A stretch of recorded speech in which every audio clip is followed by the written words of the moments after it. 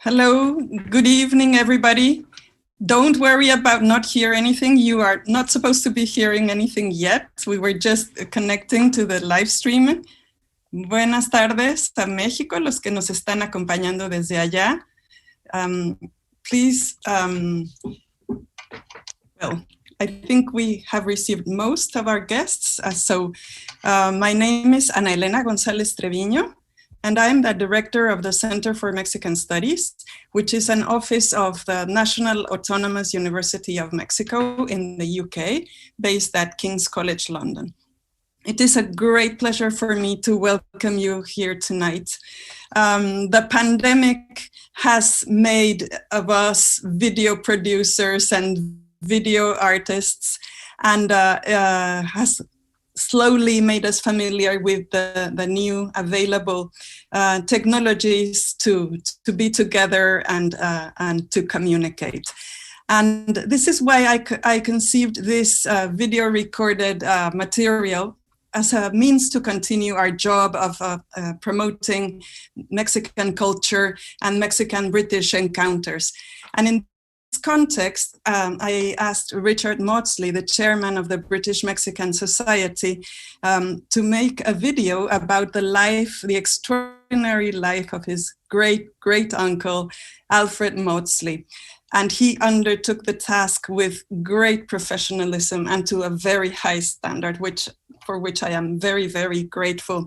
And also to Diana Maudslay for doing the translation of the video into Spanish. So you will be able to see it with subtitles, with Spanish subtitles.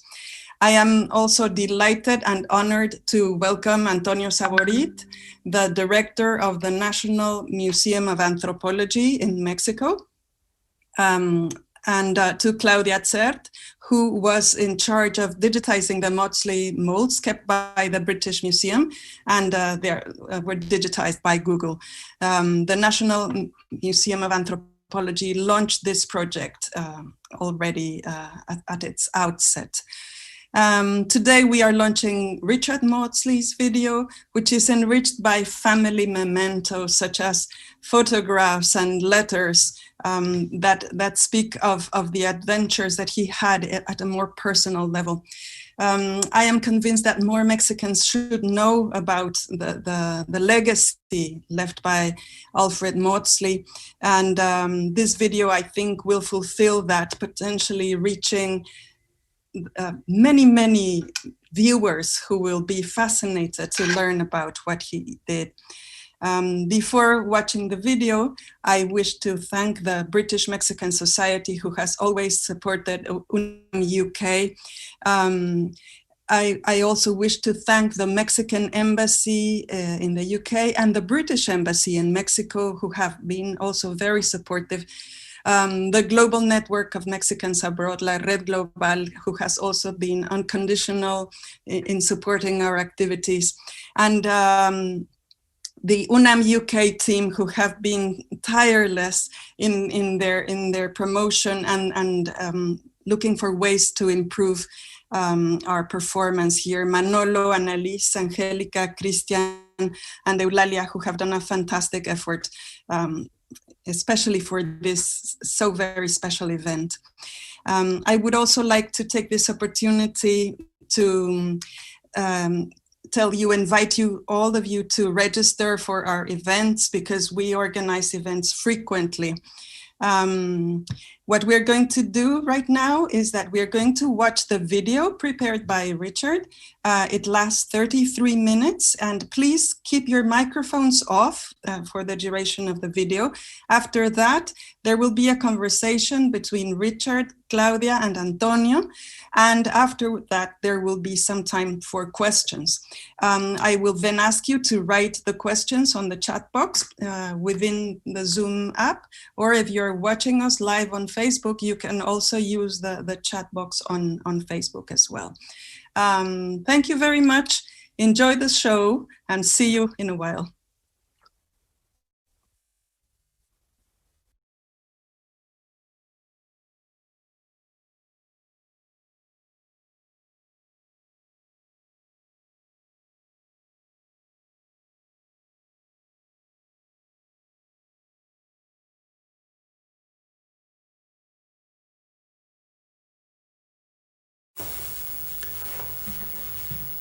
Good evening.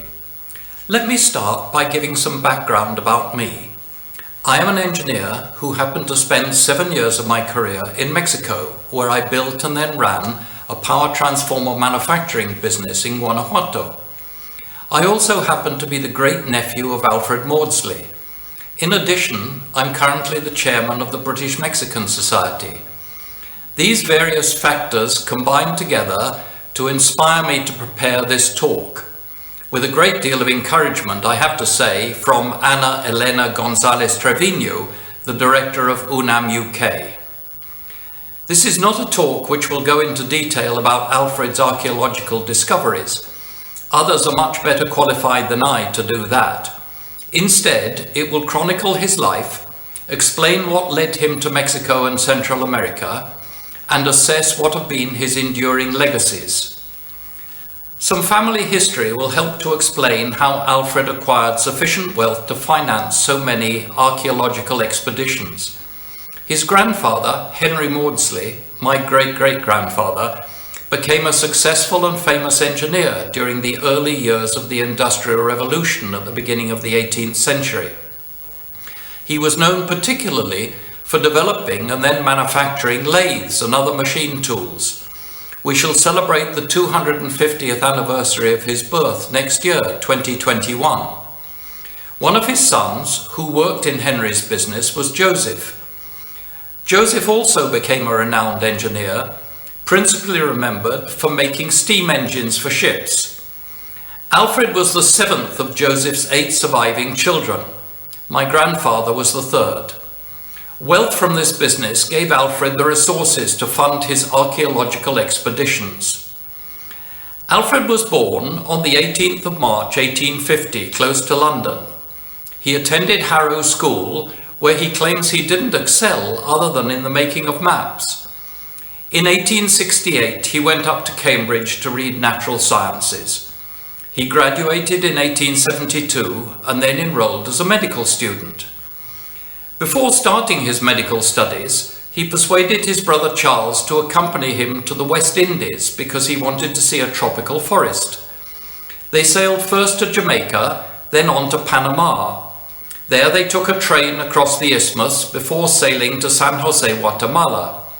They then went by mule to Escuintla, followed by a 2-week trip, again on muleback, to the Guatemalan highlands, including Antigua and the Lake of Atitlán. After returning to the coast, they sailed to San Francisco. From there, they went first by train, then by horse-drawn coach to Yosemite. They shared the coach with a party of ladies from the East, including Mrs. Gouverneur Morris and her 2 daughters, one of whom would, many years later, become his wife. After Yosemite, they traveled on to Salt Lake City, and then, in the Morris' private rail car, to Niagara. They finally arrived home in early December. Alfred returned to Cambridge to continue his medical studies, but he was much affected by coughs and colds, so he decided to give up university and flee to the tropics. In January 1874, he set sail for the West Indies. His intention had been to grow tobacco in Jamaica, but by chance he met William Cairns, the incoming governor of Trinidad, who offered him the role of private secretary. Cairns was then appointed governor of Queensland in Australia, so Alfred accompanied him there, also as private secretary.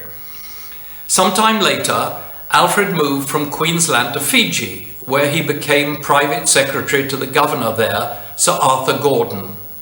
Sir Arthur's extensive interest in ethnographic artifacts rubbed off on Alfred, who collected various items from the Pacific to take home to England. In his role as private secretary, he made extensive tours of Samoa and Tonga and was then promoted to consul general. This is a photograph he took of his house in Tonga. After 6 years, realizing there was unlikely to be much career progression for him in the Colonial Service, he resigned. By late 1880, Alfred was again bound via Trinidad and Jamaica to British Honduras, which we now call Belize, before sailing to Livingston in Guatemala. This small port at the mouth of the Rio Dulce was where passengers transshipped to a small stern-wheel paddle steamer for the journey up Lake Isabel. This was the same route taken 40 years earlier by the renowned travellers John Lloyd Stephens and Frederick Catherwood, who were on their way to Copan and Quiriguá. Alfred had with him the exciting volumes written by Stephens and illustrated by Catherwood. After landing at Isabel, he procured a guide and some mules and set off for Quiriguá. This map of the region will help you to get your bearings. Quiriguá is towards the bottom of the map. Once arrived at Quiriguá, he cleaned moss and other vegetation off the stele and took photos on the large glass plate negatives he'd brought with him. So began the 20-year phase of exploring Mayan sites, which was to include 7 trips in total, including 3 further visits to Quiriguá. As the cleaning of the stones revealed ever more inscriptions, Alfred became determined that these should be preserved by means of both photography and detailed drawings. This approach contrasted vividly with that of his predecessors, who had either produced general, albeit often beautiful drawings, such as this one by Catherwood, or had merely taken away pieces of ruins for collectors or museums in Europe or the US.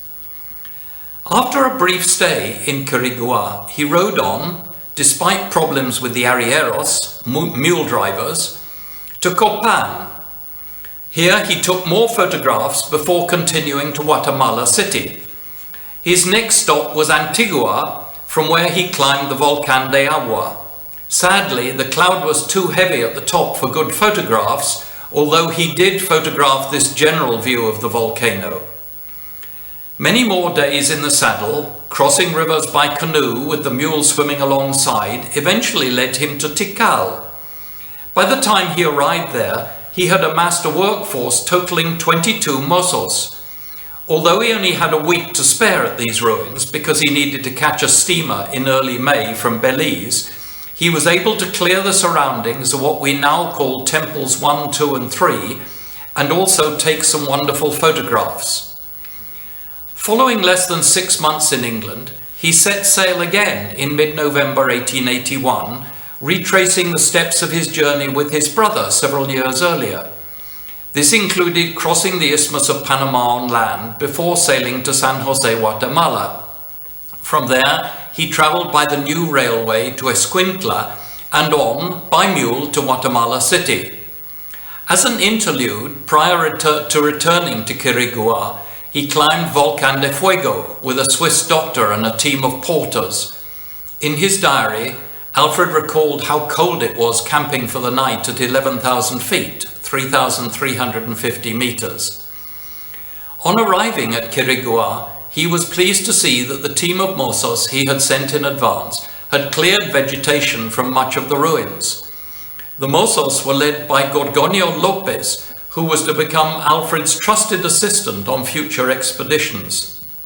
Here's a photo of Gorgonio, which Alfred took some 18 years later at Palenque. Much intricate cleaning of the sculptures was required before good photos could be taken, but the glory revealed was well worth the effort. This is Alfred's photo of Zoomorph P. While in Guatemala City, Alfred had met a surveyor who told him of an interesting unexplored ruined city on the Rio Usumacinta. So, after finishing the season's original objectives at Quiriguá, Alfred and his party, which consisted of Gorgonio Lopez, 2 of Gorgonio's brothers, plus 13 mozos, set off in early March to find it. After 15 days' travel, the party then arrived at what we now know as Yaxchilán. Here is one of his photos of Yaxchilán, followed by a present-day view. A few days later, the French travel writer and explorer Désiré Charnay arrived. Charnay, who had been hoping to discover a new city to include in his forthcoming book, was not best pleased to find another European ahead of him, but, as Charnay relates in his journal, "We shook hands, he knew my name, he told me his, and, as my looks betrayed the inward annoyance I felt, he said, 'It's all right.' There's no reason why you should look so distressed. My having had the start of you was mere chance, as it would have been the other way round. You may dispense with mentioning my name, if you so please." "I was deeply touched by his kind manner," said Charney. "We lived and worked like two brothers on the site, and we parted the best of friends in the world." Alfred learnt from Charney the technique of making papier-mâché molds of carvings. Some years later, Alfred sent Gorgonio Lopez and his brothers back to Yaxchilán with instructions to make paper molds of lintels. These are now in the British Museum's collection. Here is one of Alfred's photos from Yaxchilán. In preparation for his next expedition the following year, 1883, Alfred studied the making of plaster casts. He realized that plaster of Paris rather than paper molds would be better able to reproduce fine detail, especially in large curved carved objects. He engaged a renowned expert in the making of plaster molds of classical statues, Lorenzo Giuntini, to assist him. Giuntini was later to make an excellent bust of Alfred, which is in the British Museum. The process of preparing the large monuments for plaster casting was arduous. Trees and other vegetation had to be cleared. Up to 1 meter of alluvial silt had to be dug away. Quiriguá is near a river which floods. And moss and lichen had to be scrubbed off.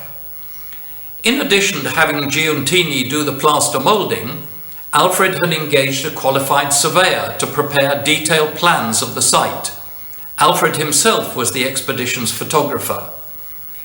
Giuntini's greatest achievement during this trip was the moulding of the Great Turtle, which required 600 separate sections using around 2 tons of plaster, all of which had to be carefully packed for the long journey back to London.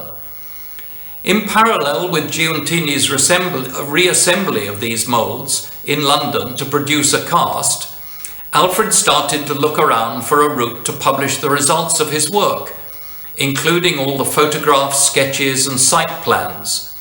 His old friend Osbert Salvin offered to include them in a major work he was preparing on the natural history of Central America. I will return to that publication later in this talk.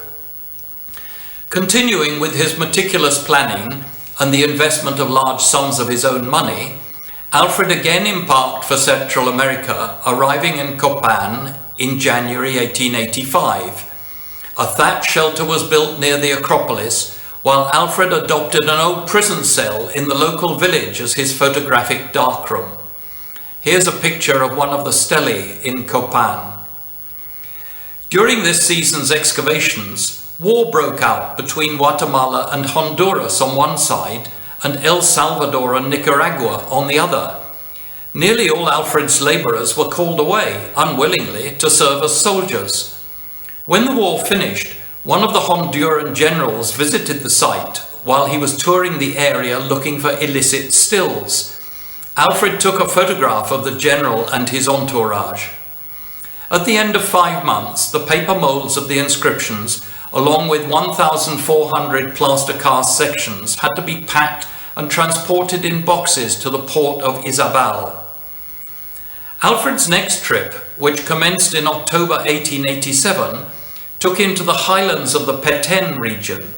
Here, because of the absence of good maps, he made use of astronomical surveying instruments that had been lent to him by the Royal Geographical Society. During this trip, he explored Ixkún and Yaxché. At Yaxché, one of the mozos shot a howler monkey for food. It turned out to have a baby, which adopted Alfred after he fed it with condensed milk obtained from some mahogany loggers camped nearby. Alfred chose Chichén Itzá for his 1889 field season. The trip didn't start well. Much of the moulding paper was damaged by seawater during the journey.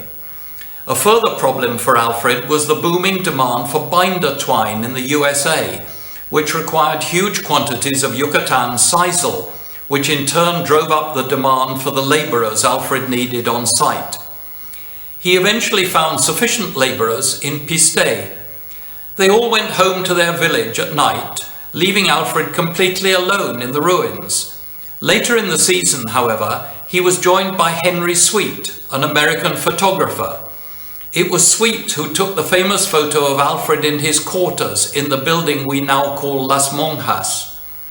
Having Sweet with him was particularly useful when both were struck down with fever. As Alfred comments in his journal, both of our attacks fortunately occurred on alternate days, so we could take it in turns to be nurse and patient. These photos show then and now from Chichén and show the huge difference that has taken place. During his stay in Chichén, Alfred made a detailed survey of the site, remarkably accurate even when compared to modern surveys, and he did detailed dimensional drawings of various of the principal structures. He and Sweet also used the undamaged part of the moulding paper to good effect, especially to record the decoration of the lower chamber of the Temple of Jaguars. Their food started to run scarce by the end of June, so on the 2nd of July they struck camp and returned to Mérida, ending the longest and most grueling of all Alfred's expeditions. 2 years later, in early 1891, Alfred returned to Mexico, this time to Palenque, which had been made famous by Stevens and Catherwood nearly 50 years before. Following a trip to Mexico City, he sailed from Veracruz to Laguna de Terminos, which is now known as Ciudad del Carmen. There he chartered a small steam-driven vessel to take him and his equipment up the Rio Usumacinta. He had with him a surveyor, Mr. Price, whom he had engaged in London. They disembarked at Monte Cristo, now known as Emiliano Zapata, then had to find pack mules to carry the equipment 40 miles to the ruins. As it turned out, the scarcity of mules meant that some equipment had to be carried by Highland Maya, who were returning to the Sierra after their annual trip to town to sell wild cacao and buy machetes and salt. Both this initial journey and a subsequent one to collect the remainder of his equipment from Monte Cristo were beset by problems with arrieros who were excessively fond of aguardiente. This photo gives an idea of the amount of clearing work needed on site. Alfred's trusted assistant, Gorgonio, together with his brother and son, arrived on horseback from Guatemala in early February 1891. They immediately set to work making paper molds of inscriptions in the temples, although much of their initial work had to be redone as it was ruined by a sudden, unseasonal heavy rainstorm. Many of the inscriptions had incrustations of limestone created by decades of water filtering through the stonework above. This had to be chipped off, requiring hours of careful work with hammer and chisel. As with his previous ones, this expedition was not without its labour problems. Some weeks they had over 50 men on site, but other weeks none would appear. However, 2 small boys walked 6 miles from the village every day to bring them tortillas before being fortified by chocolate and sweet biscuits prior to starting their 6-mile journey home. Alfred was able to take extensive photographs while Mr. Price, the surveyor, completed a detailed plan of the site. These photos show the palace then and now, and also show one of Price's plans. Alfred and Price finally left the site in late April, following what had been a difficult mosquito-plagued season, but one rewarded with superb photographs. At least he didn't have to contend with the volcanic ash, which met me and my family on our first visit to Palenque in 1982, after the volcano nearby had exploded. Since their initial meeting in Yosemite, some 20 years previously, it appears that Alfred had kept in regular contact with the Morris family. It seems likely that he met them, particularly their daughter Annie, from time to time during these years, both when passing through New York and on summer trips to Europe. This culminated in Alfred's marrying Anne Carey Morris in Rome in May 1892, by which time Alfred was 42 and Annie 44. Annie was the granddaughter of the celebrated Gouverneur Maurice. Gouverneur was his first name, not his rank. Gouverneur Maurice was a lawyer who served as American minister in Paris at the time of the French Revolution and had many exciting escapades there. In 1889, the Peabody Museum in the US, inspired by Alfred's work at Copan, decided to mount expeditions to do more work at this site. These took place in 1891-2 and 1892-3. The museum then invited Alfred to lead their third season. So, in early October 1893, Alfred and Annie embarked from Liverpool to New York. From New York, they went to Chicago to see the World Colombian exhibition, celebrating 400 years since Columbus's first trip to the New World. At this exhibition, which had been mounted in Seville the previous year, there was a Guatemalan pavilion that contained some of Alfred's plaster casts, along with large format prints of his photographs, 30 by 24 inches, which was huge at the time. From Chicago, they made their way by train to San Francisco, sailed to San Jose, Guatemala, then took the train to Guatemala City. They then commenced a sightseeing journey through the highlands en route to Copan. This included a trip to the top of Volcán de Agua, with Annie on her sure-footed mule and Alfred on a less sure-footed horse. They were accompanied by Gorgonio. When they couldn't find anywhere to sleep in one of the villages through which they passed, they pitched their tent. Some of the rooms they were offered as sleeping quarters were so full of mice and rats that the tent apparently seemed preferable. On several days they had to cross ranges of hills, ascending and descending several hundred feet, and ford many rivers at the bottom of barrancas.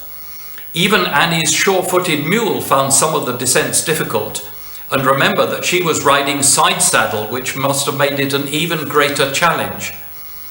They passed through Zacapa in late February 1894, from where Alfred wrote to my father while Annie wrote to my grandmother. In Alfred's letter, which enclosed some US and Guatemalan stamps for my father's collection, my father would at that time have been 13 years old, Alfred says, "Your Aunt Annie has ridden 400 miles on her little mule without any mishaps and has enjoyed it all thoroughly." He then goes on to list some of the many birds they've seen on their journey. Annie's letter to my grandmother describes some of the places where they spent the night, ranging from schoolrooms to a room in an old convent.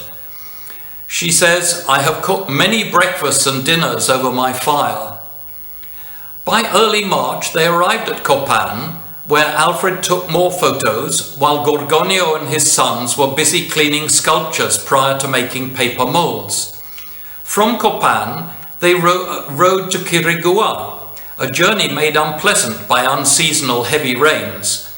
They were only able to spend 2 weeks there before they had to leave for the coast to get a steamer for New Orleans.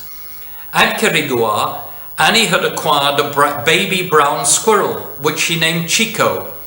It remained her much-loved pet for more than 2 years. In around 1898, Alfred took over an hacienda and small gold mine around 10 miles west of Oaxaca. They built a house close to the mine named Zabaleta and used that as their winter home until 1906. It appears that Alfred had hoped to carry out archaeological investigations at Monte Alban, some 90 minutes horse ride away from Zabaleta, but that proved impossible to arrange for various reasons. Here are photos of the inside of their house and of Annie in her hammock. I have a photo dating from their time at Zabaleta, which has on the reverse, in Alfred's writing, "The church at Quilapam, Annie and the mules under the tree." Here you can see the photograph, and here's a blow-up in which you can just see Annie and the mules. I also have 4 letters written by Alfred to his brother, Athel, my grandfather, during their winters at Zabaleta. These talk of Alfred's initial optimism for the mine then go on to detail his concerns following landslides during the summer rains and his worries about staff. He mentions the successful installation of an electric generator and how this made evenings in the house more pleasant. He talks about the challenges of creating an attractive garden in an area that has virtually no rain from November to April. Much watering was needed, he said. Sadly, it appears that the mine was never an economic success, leading to its eventual sale. On their departure from Zavaleta, Alfred and Annie took a house in San Angel, then quite separate from Mexico City, for the winter of 1906-07. Here he carried out research on what we now refer to as the Templo Mayor complex. In the early summer of 1907, they left Mexico, never to return to Central America. The 1894 expedition to Copan had been Alfred's seventh to the Mayan area, but was his last. The next task was to assemble all the photographs, drawings and plans such that they could be published. Alfred also needed to find a home for the casts made from his plaster and paper moulds. Some went to the Cambridge University Archaeological Museum, the rest to London's South Kensington Museum. Artists were employed to make careful drawings of the casts. One of these artists who helped with the publication by colouring photographs was Adela Breton, the sprightly gentlewoman from Bath. She had already travelled to archaeological sites in Mexico before being introduced to Alfred. Here is one of her stunning watercolours, which is now in the Bristol Museum. For publication, Alfred had accepted Goodman and Salvin's offer of a special section within their mammoth 67-volume series, Biología Central y Americana. Original copies of these large format, excellent quality volumes are now very expensive. There's currently one on sale for £25,000 if anybody's wondering what to give me for Christmas, but facsimile copies are available. In parallel with work on the Biología volumes, Alfred and Annie wrote A Glimpse at Guatemala. This is a beautifully produced volume printed on handmade paper with exquisite photographic reproductions. A modern facsimile version is readily available. Alfred and Annie had a comfortable townhouse in London, but wanted a base in the country for their retirement. Tours around in their new Maudslay car, built in the Maudslay Motor Company founded by Alfred's nephew, Cyril, enabled them to find what they wanted near Hereford. The house, called Morney Cross, commands a splendid view across the River Wye Valley. The present owners of the property found a slightly damaged stone carving of a cockatoo half buried in the grounds. It is reasonable to assume that this was something Alfred and Annie had commissioned, perhaps to commemorate a cockatoo they brought back from Central America. After settling in Morney Cross, Alfred resumed work on his translation of Bernal Díaz del Castillo's Historia Verdadera de la Conquista de Nueva España. This translation was published in 5 volumes. It's a splendid edition, which includes many photographs as well as fold-out maps and plans. Alfred worked from a copy transcribed by the Mexican historian Genaro Garcia from a photographic copy of the original held in Guatemala. Garcia had copied Diaz's original faithfully, preserving its archaic orthography and lack of punctuation. These factors made Alfred's task as a translator extremely taxing. Alfred also engaged in extensive discussions with the British Museum about displaying his casts.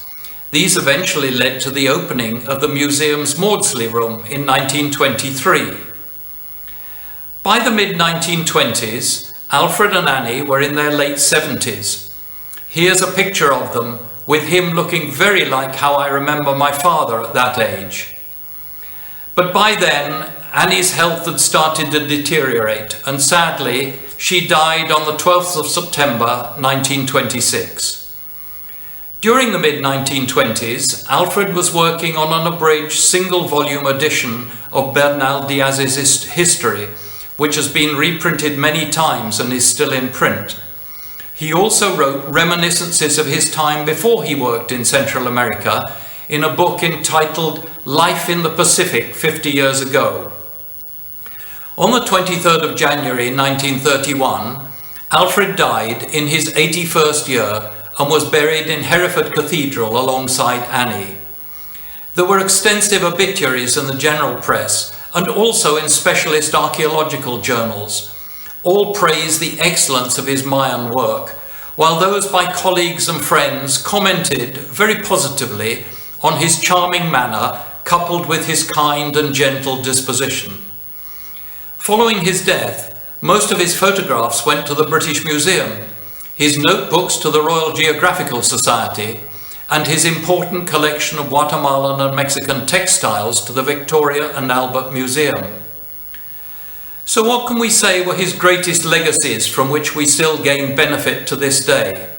Firstly, his excellent plaster and paper molds and his glass negative photographs. The very high quality of all this work has stood the test of time.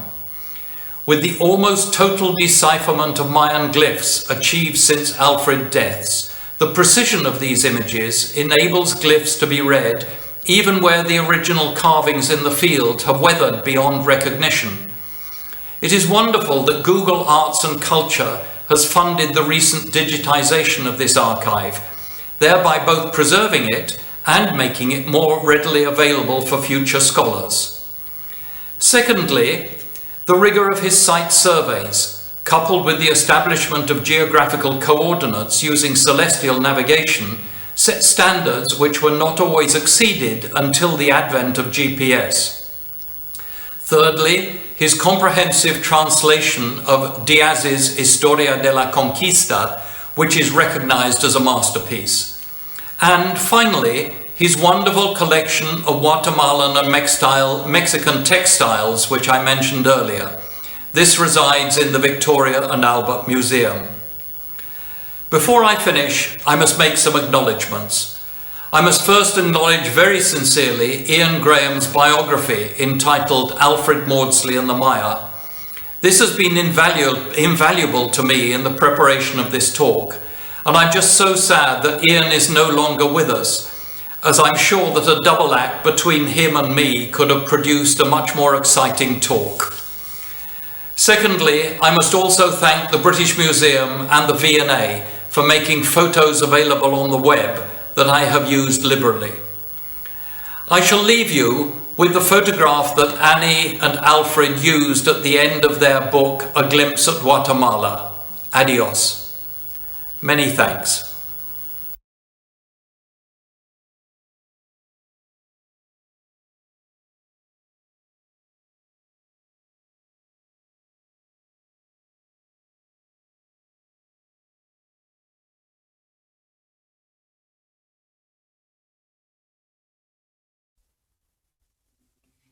Excellent. What a treat it is to watch this video and to imagine this fascinating moment of discovery, of realizing that there's something valuable beneath all that shrubbery and roots and things like that. I would like to ask Richard, Antonio, and Claudia to unmute their microphones so they can tell us about their experience regarding this. Thank you very much, Anna-Lena. Just before Antonio and Claudia comment, can I just correct one minor error? I realized that I said Henry Maudslay was active at the beginning of the 18th century. It should, of course, have been the 19th century. So apologies for that. But I've noticed that not just Antonio and Claudia, but there are some renowned archaeologists, and I feel very humble, and I await comments and criticisms from all of them. Excellent. Thank you so much. Thank you so much, Richard. What did you think, Antonio and Claudia, about the video?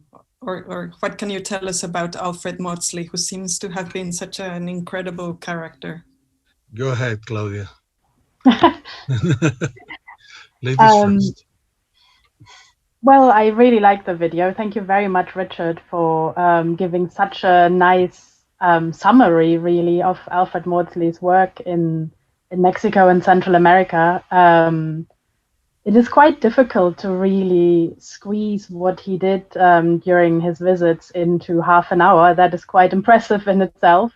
And just thinking about his legacy in terms of Maya archaeology and Maya epigraphy, especially, it's really, well, incredible how much we can still find out about not just Maya archaeology, but also the history of discovery, the history of scientific discovery of Maya archaeology by looking at Alfred Maudslay's legacy. I mean, I'm speaking from the British Museum now just because that is my background in this case. But I mean, obviously also looking at his publications and other work in other museums.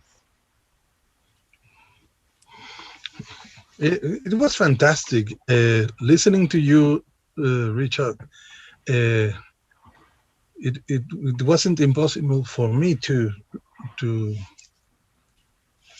remember. Here in Mexico City right now we are working on an exhibition on a very famous Mexican artist and archaeologist also, Miguel Covarrubias. And Miguel Covarrubias made an illustrated edition of the book by Bernal Díaz del Castillo with a translation made by Maudslay in the 1930s, which is more than anecdote. Miguel Covarrubias also discovered the Pacific in the same way as Maudslay discovered the Pacific for himself. As you know, Miguel Covarrubias wrote the first book on Bali Island, and that was a turning point in his life as an artist. Till this moment, he was very well known through his art, and after his book on Bali, he turned to anthropology and archaeology. So it's very interesting that was in my mind all the time. I don't have images right now of Covarrubias of this edition, but it was a special edition for collectors, so to speak, of good editions. Maybe you have one copy of this Bernal. And the other thing is important for me right now is the link between Maudslay and the old National Museum in Mexico City, where Genaro Garcia, the editor of Bernal, was a researcher, and later on he was the director of that museum. What I'm sure is that Maudslay is waiting, not now he has a biography, now he needs a novel, to do some justice to this fantastic life. Can I just ask Antonio whether his researchers in the museum still make use of the plaster casts and the photographs, and whether the recent work done by Google has been helpful to his researchers? Yes, of course. The curator of the Maya Gallery, Daniel Juarez, knows very well this set, and of course he knows a lot about Alfred Maudslay. And well, Claudia just met him a couple of years ago. It wasn't it, Claudia? Mm-hmm. Yeah, exactly. It's. I think that there's a lot of work to be done on these fantastic photographers of the Maya lands, because we have Maudslay, we have Charnay, of course, and we have Teoberto Mahler also, and well, many more. And I think there's a lot of work to be done with their work in that region. No. Yeah, maybe to pick up on that with the photographies. Originally, when the British Museum started working on digitizing the Maudslay collection, we were thinking mostly about the plaster casts, just because those are the ones that are mainly mentioned. And although obviously people know that the glass plate negatives are in the museum archives as well, because many of them have been published by Maudslay himself, I think it was more an afterthought by us originally. But then when we developed the digitization, and we were lucky enough to get a very high resolution scanner, basically a digital imaging station, to digitize the glass plate negatives to a very high level. And that in itself really, I think, opened us curators, our minds a little bit as well, with how much more can be done with the old photographs. Because one thing that was surprising but also extremely fascinating is that the quality of the photographs, especially of the glass plate photographs, and I'm sure that would be the same for Jarnet's and Mahler's photographs, is so much better than anything digital photography can do nowadays. And even what normal film photography of the mid-20th century could do, the details that you can see after digitizing them to a high degree, because then you can more easily zoom in. You don't actually need a glass or something, a loupe to look at them, is incredible, and has been quite helpful with reconstructing some of the inscriptions, for example, that have been weathered since then. Yes. Yes, I mean, talking, Antonio, about Miguel Covarrubias, this lovely book that you probably won't be able to see it because of the way this works, but Mexico's South is beautifully illustrated and has some drawings in it which are every bit as good as the drawings that Maudslay produced. Yes, you're right. I have a copy here of Mexico South. If you want it, I can show it to the group. But what your video bring us to this. I will try to explain this wonder with around the Maya civilization. It all started with Stephens and Cathergood. With this, it is not only a bestseller but a long seller. A friend of mine would say that has shaped the careers of so many archaeologists. It is a book that is nowadays it is read, but I think that we've got to recover the life and times of those explorers that came later, like Desiree Charnay and Maudslay. The anecdote is fantastic. Maudslay say, "Oh, don't worry. If you want the credit as the discoverer of Yaxchilán, you can keep it. You don't have to mention my name and all that." It is incredible. Try to imagine this dialogue between these two persons in the middle of the jungle. No, just 1 foot from Usumacinta River, and covered by the sounds of the jungle. I think I would insist we need a novel. We need a writer to do some justice to these initiatives. No, you've got to be crazy to do that in that time. No, nowadays it's hard. Imagine then. There are interesting stories about the different ways in which they traveled, because Maudslay traveled with his photographic equipment and the plaster of Paris for making casts. Charnay apparently wouldn't travel anywhere without large quantities of the best French wine. Yeah, well, that was a must also. We have to remember that the negatives were on glass, very fragile. No, we have now smartphones. That epoch, they had to transport plates of glass and to prepare in situ to prepare the plate in order to take a photograph. It was it really something. And I think that Teoberto Mahler had something to do with training Maudslay or discovering the photograph for Maudslay. I don't know if this is true. Right. Mm.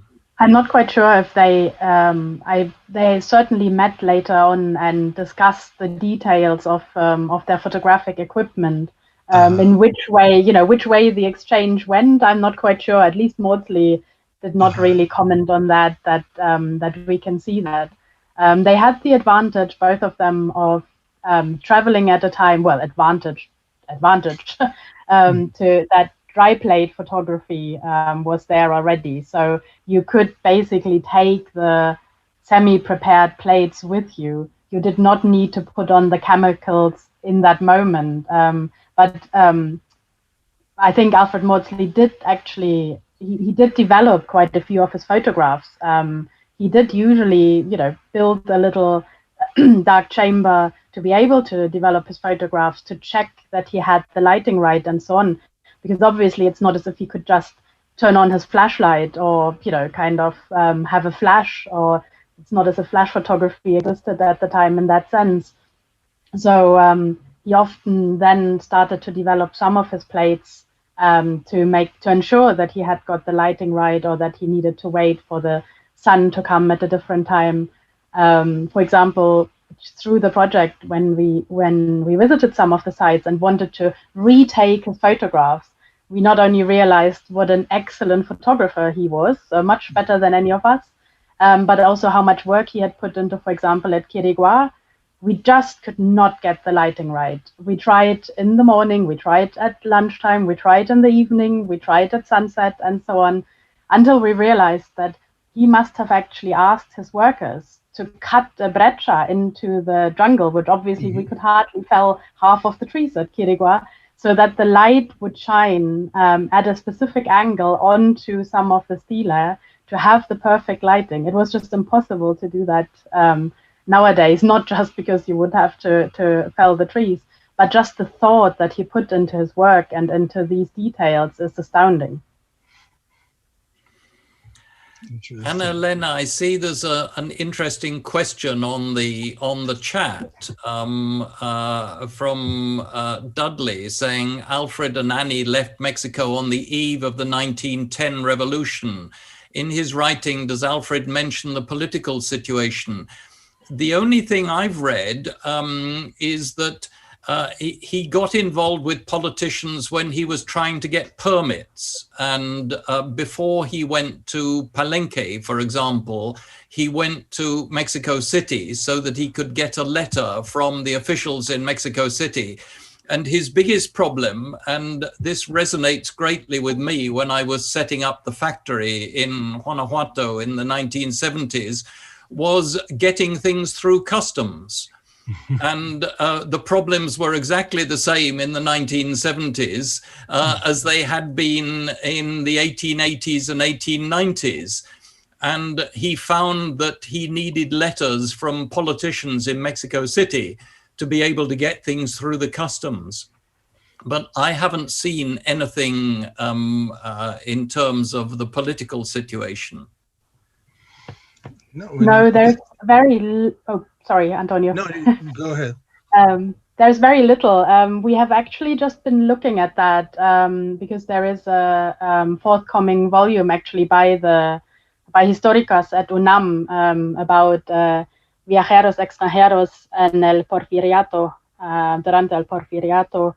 And so we had a look at Maudslay's potential comments and so on. And he was very...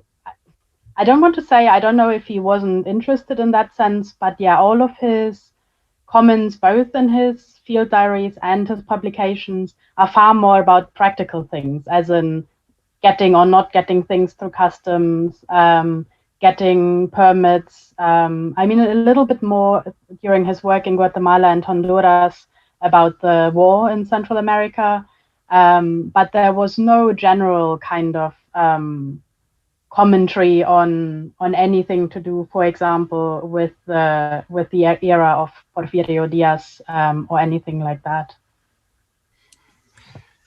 in 1906, 07, everything was pretty calm in Mexico City, and that helped him to visit the excavations in what now we know is Templo Mayor, at that time the Escalerillas Street, and also the National Museum, where most probably he got his permission to go to Palenque. The museum was the National Museum of Mexico was part of the Ministry of Education, and most probably, I'm pretty sure that he got some papers from there. And there were plans also for a new museum. Mexico, at that time, there were some concerns with the advanced age of Porfirio Diaz. He was in his 80s, and everybody in the political realm were worried about his age and what's going to be the person to succeed him. But everything till, I think it was till 1809 that the unrest began in general terms. So Maudslay couldn't see anything of this. Sorry, we're getting a few questions on the chat box, but I would also like to invite the audience to make their questions directly by turning on their microphone and their camera. We're getting a question about whether Maudslay may have had any influence on Harry Burton, and with the photographs or character with the Tutankhamun excavation. Do you know about that? Not from my knowledge, although obviously that would be more. I'm not an Egyptologist, so I wouldn't know if Burton might have mentioned him. I think it might be a little bit too late in chronologically, just because the photography changed quite a bit, like the technical basis for photography had changed quite a bit between the 1880s and the early 20th century, in the sense that, as far as I know, they did already use some kind of flash photography, for example, or some kind of light source a little bit more advanced in the Tutankhamun tomb. But yeah, as I said, I'm not an Egyptologist. I might be wrong in that. One of, between two of his Mexico or Central America trips, Alfred did go to Egypt because one of his brothers had been doing some archaeological work in Egypt. And he went there and he traveled on one of Mr. Thomas Cook's first tours in Egypt, which is an interesting little gem. I like it. I just saw the question as well, that if Maudslay's photographs are exclusively of archaeological sites or also local scenes and so on. I mean, apart from, like, there are some, especially from the finca, from the Zavaleta house in Oaxaca, that are more, let's say, family pictures. The vast majority of his images are from archaeological sites. You still see local villagers in the sense that he often used local workers as a scale, let's say, putting them next to the monuments to show how large some of the monuments were. But unfortunately, he did not take many. I mean, he did take a few, but not very many, let's say, more what we now would call anthropological images.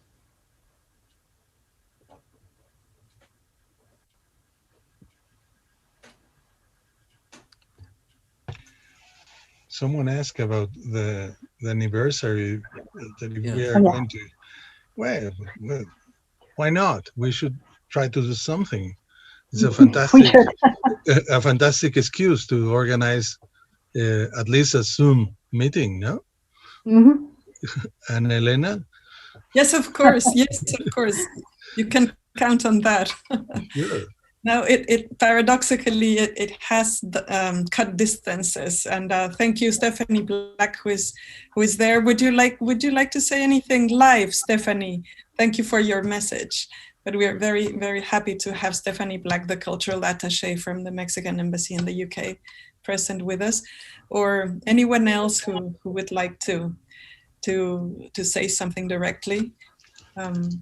May I? May I? Yes, of course, Janet. Thank you, Richard. Wonderful talk. Did Annie, the wonderful Annie, keep a diary? I don't know. The lovely book on handmade paper, A Glimpse at Guatemala, was written half by her and half by him. In fact, I think she probably wrote more of it than he did. And so she must have had diaries, but what happened to them, I don't know, because I don't think they ended up in the Royal Geographical Society where all of Alfred's notebooks were. But it would be fascinating to know whether they did exist anywhere, but I've never seen any. They are certainly not registered with the Royal Geographical Society. As part of the background research, I went through a lot of the Maudslay materials there, and unfortunately did not come across anything like that I would have certainly looked at that in more detail otherwise. Claudia, perhaps they met with Edward Seller and his wife, Cecile, and Edward Seller and his wife, well, his wife wrote most of their book on Mexico. It's pretty much the same case with the one on Guatemala, no? Yeah, they probably, I mean, that is one thing that is actually, I kind of wish we would have more details about who Maudslay met in the later years in Mexico, both in Oaxaca. He obviously had very good contacts. You know, he was a close friend of Celia Notal and so on. And especially during his time in Mexico City, it would be very nice to know with whom he met in detail, as he was, I mean, you know, well connected, obviously, but also well regarded as a Maya Yes. researcher, basically. Mm-hmm. There's an interesting, sorry, Claudia, there's an interesting comment from Norman Hammond saying credit should go to Annie Hunter and her sisters. They were extraordinary. I mean, these people who did these most marvelous watercolors were very, very skilled, and they took details from the plaster casts and from the photographs and turned them into absolutely stunning watercolors. Are Annie Hunter's watercolors in the British Museum, Claudia? The drawings, some of her drawings, less than we would like, because she clearly must have created a massive amount of drawings for the Biologia publication. We do have some, especially from Copan, which is quite interesting in the sense that we do have very few examples of how much she was also involved in the process of the publication. That was very interesting for us, because it is quite interesting that nowadays most people talk about the Maudslay drawings when in fact I have to say Maudslay's drawings of the hieroglyphs are not very good. He was as bad as I am in drawing hieroglyphs, as good as his photography was. When in fact, obviously, it was Annie Hunter and her sisters. And in the publication, it is always noted who did the drawing. And Alfred Maudslay himself was always very careful in acknowledging her input there. But we do have some drawings by Annie Hunter where she then has annotated them with the publisher, where basically apparently she got some proofs back and was saying like, no, you can't publish it like this. This actually has to go here, and this has to be a bit larger, and so on. We also have some, unfortunately, very few moments where I think in the later years, especially in his last travel, he took some of Annie Hunter's drawings with him, Maudslay took, and to then double check them in situ at Copan and Quiriguá. So the detail of that is still astounding, considering especially that at the time no one could really understand Maya glyphs, And even nowadays, some of Annie Hunter's drawings are still used by epigraphers, at least to update modern drawings. Excellent. Professor Norman Hammond, please. It's nice to have Alfred Maudslay taken seriously at last. During the period when he was working, he received no public honours whatsoever, although he did get an honorary degree from Cambridge. At the same time, archaeologists of similar achievement in Egyptology and classical archaeology were piling up the knighthoods. But poor Alfred Maudslay wasn't even offered so much as an MBE.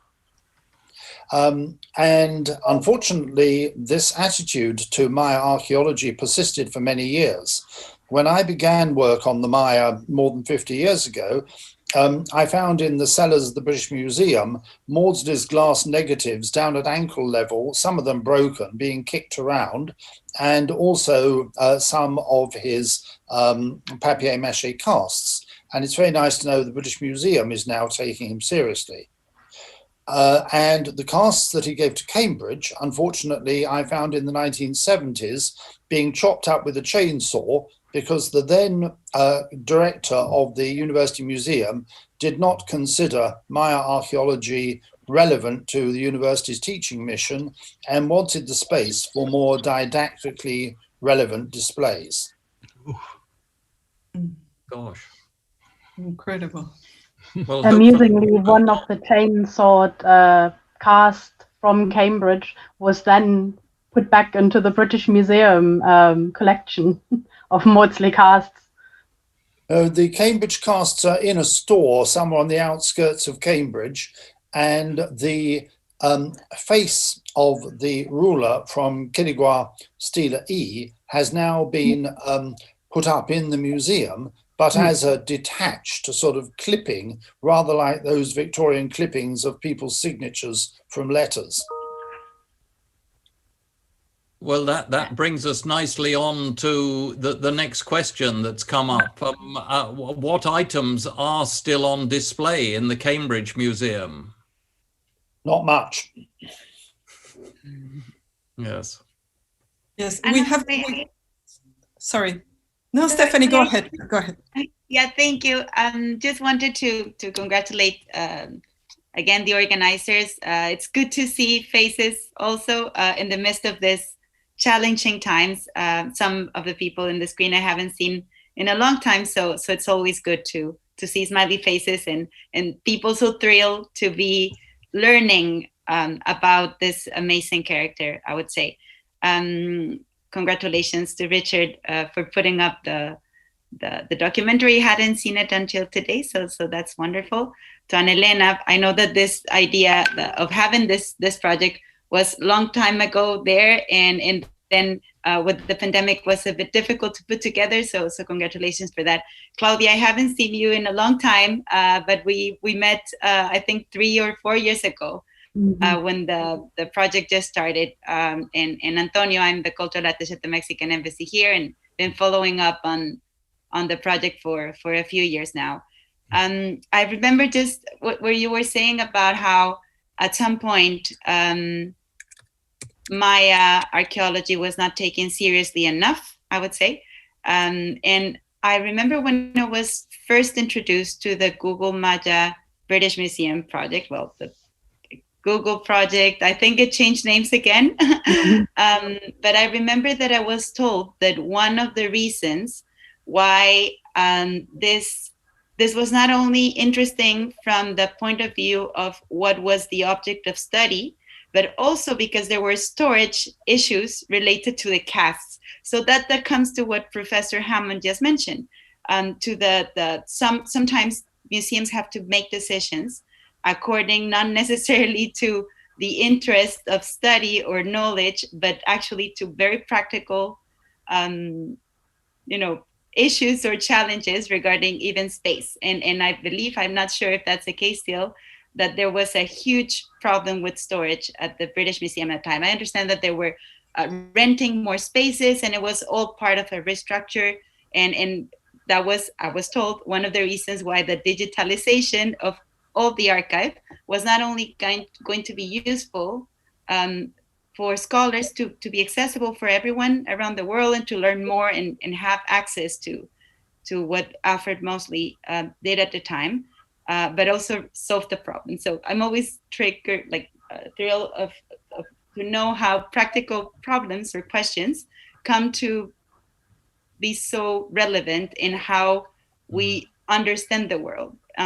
So yeah, just wanted to mention that it is my understanding that Cambridge has changed a little bit its position about Mayan archaeology now. I recall going to a conference on Templo Mayor actually 3 years ago, which was amazing. So I don't know, little by little, Mexican culture, and I would say that the greatness of our civilizations, past and present, is considered in this country. I stop over there. Thank you. Thank you very much, Stephanie.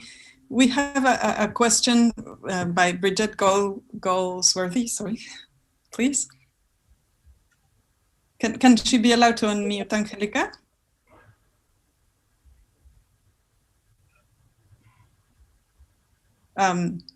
Bridget Goldsworthy?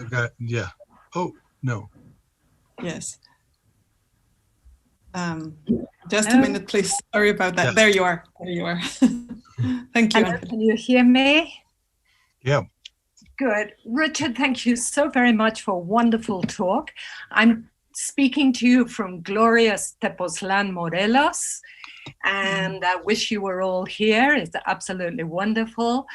And your talk brought everything so very close. I'm writing about the biography at this moment of Adela Breton. And the whole world of archaeology at the turn of the century in Mexico was absolutely fascinating. And it was extraordinary how many British people were in and around the Yucatan Peninsula. You don't mention the Le Plongeon, who I know are quite disgraced up to a point, but they'd made some fascinating studies of the Yucatan. And then, of course, Adela herself, who was, as you rightly pointed out, hired by Alfred Maudslay and felt very proud and very much on a commission to check the work that he had done. But one of the things that was so interesting was the introduction of color, because of course so many of, at that time obviously, photography was only black and white. And the fact that color could be painted onto these glass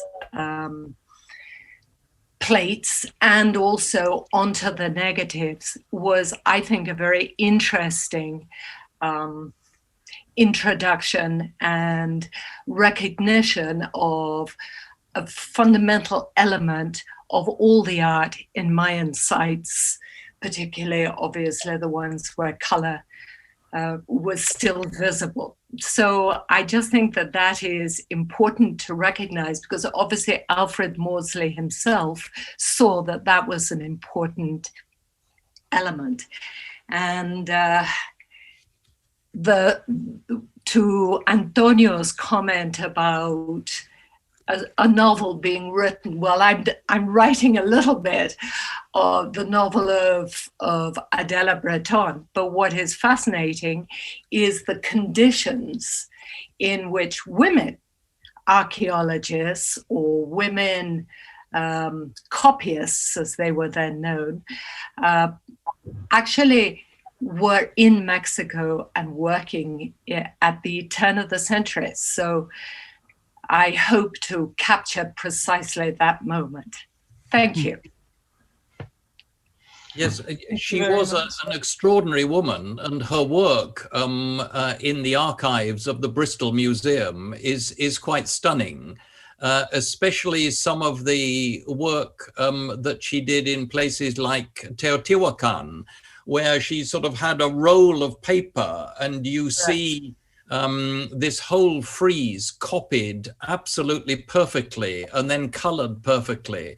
and probably looking much better than the original looks today because it has weathered or been vandalized. Exactly.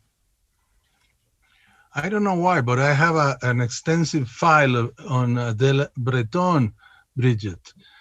So if you want a copy, I will gladly share it with you. I have several Xerox copies on her writings, and maybe if you want it through Ana Elena, we yes, of course. could connect and have our email, and I'll send you gladly all this material for your work. How very generous. Thank you so much. Nobody knows Adela Breton, so she's important. Her work is very important. And Teresa Uriarte at UNAM, by the way, she's working something on her also, something very academic, of course, not a novel. And I do love novels also.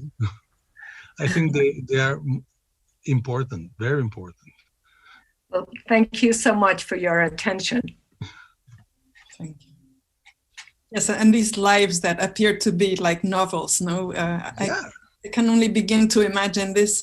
It's a kind of, I know nothing about archaeology, but it's a kind of golden age, no, for these discoveries where you could go to this place and find an unexpected treasure.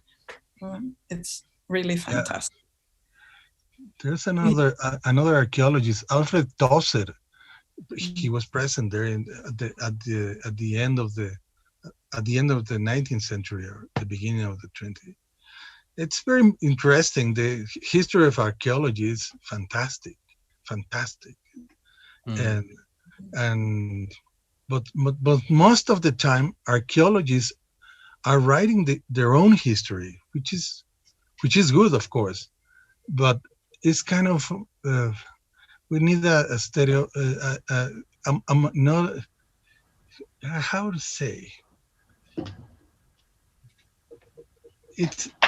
It's very difficult, the history of archaeology, I think, and we should help them to build a history of our archaeologists. Their lives are fascinating, and the way they build knowledge is fantastic.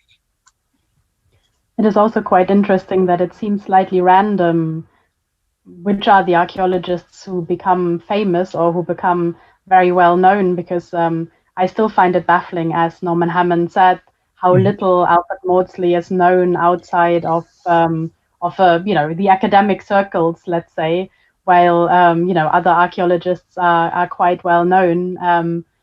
While I think he has had a far more interesting life than some of the others. So it seems a bit random. So it would be nice to, it's like events like these are perfect for making people more aware of what's out there. And of course, mentioning people like Adela Breton, I remember a conference, admittedly an academic conference, but about women in the Maya area a couple of years ago, both archaeologically but also historically. And it is interesting to see how many female researchers there were at the time that are not very well known nowadays, just because they're often subsumed under their husband's work or something like that. So there's plenty of work still to do for historians as well. Yes, I mean, one of the other British women who was traveling around in the early 1900s was Mrs. Alec Tweedy. And she actually went to stay with Alfred Maudslay at Zavaleta. And she was a great friend of the president and had introductions everywhere. I've just finished reading the book that she wrote in 1906, and that is a fascinating read. Not all of her views on Mexico and Mexicans might have been terribly palatable in Mexico at the time, but as a historic document, it's very interesting. Elizabeth, I see Elizabeth Baquedano. Would you like to say something? Can you please unmute her, Angelica, please?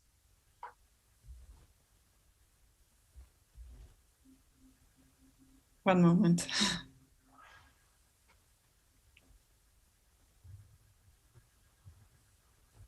Yeah. Sorry. Angelica? Well, yes. Yes. It's E. Baquedano. Yes. Yeah, the name was not very clear. Sorry about that.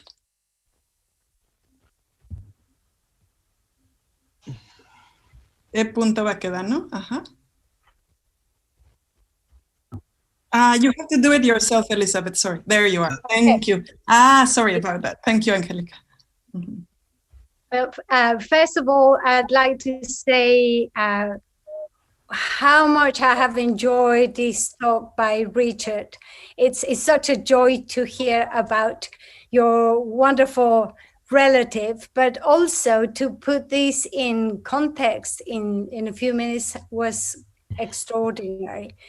I wanted to say that together with the works of Adela Breton, how much we use of the drawings that she produced in Teopangasco in Teotihuacan. Even today, when we talk about Teopangasco, the illustrations that she produced are the ones that are published, such as in Teotihuacan, City of Water, City of Fire. Also, I wanted to mention the exhibition organized in Bath 2 years ago on Adela Breton, where they produced a small catalog. Jane Sparrow wrote a wonderful little book called The Remarkable Miss Breton. Mm-hmm. So that was a really, I'm making this advert for Jane because she's a great writer and she put this together herself. This book is on sale at the Bath Literary Society. So that exhibition was excellent as well, with all the watercolors by Adela Breton and some of the objects that were collected during her trip to Mexico. So just to say that is important. And of course, Alice Dixon Le Plongeon as well, who was a contemporary with Maudslay, and we can even see her house in Dulwich today. So again, just thank you for such an inspiring evening. Thank you all.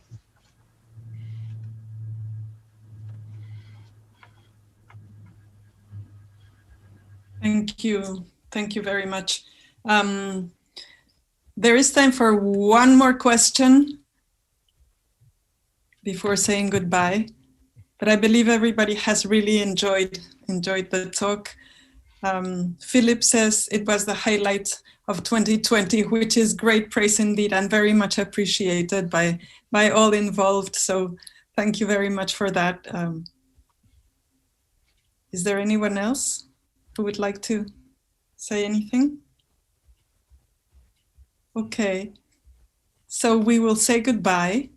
Thank you very much for attending this presentation. Richard, congratulations. From here you go on to the Oscars, I suppose. And the video will be available on our YouTube channel. Look for Centro de Estudios Mexicanos or Center for Mexican Studies, UNAM UK.